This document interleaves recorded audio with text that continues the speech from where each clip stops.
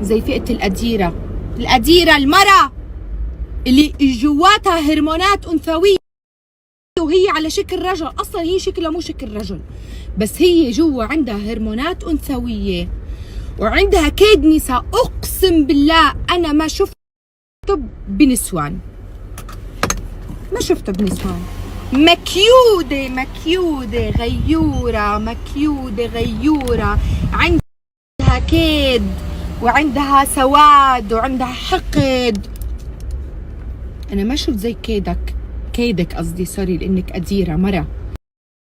الهرمونات الأنثوية عندك كانت مرتفعة، يعني طريقة إنه أنت حاولتي تخترعي وتعملي قصص. حتموتي حتموتي حتموتي وتصيري زين كرزون، حتموتي وتصيري مشهورة. وكيف تفينا عليك، كيف زبلناكي، كيف زبلناكي، لأنه أنت أصلا بلا قيمة. أكيد رح نزبلك قصدي يا أديرة. زادت كيدها، صارت تحكي بعرض وشرف الناس، اللي هدول الناس اللي صرمايتهم أشرف منك يا أديرة. يا أسدة انتي، يا أسدة انتي جنب الأسد شو ولك انتي هيك بخ تكوني واقعة بأرضك. ولا أشوف كيف بدك تيجي على عمان، أشوف كيف بدك تمر من الحدود، من الجسر. ورجيني أشوف كيف بدك تمر من الجسر.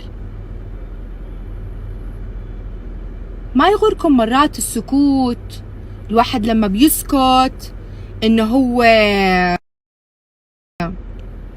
هو يعني خايف. لا لا لا لا، بس في ذكاء، في مخ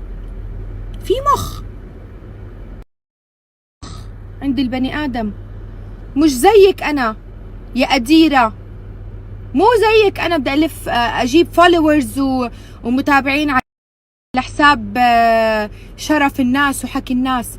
ولك أنا إذا بدي أخلي كل العالم يتفوا بخلقتك،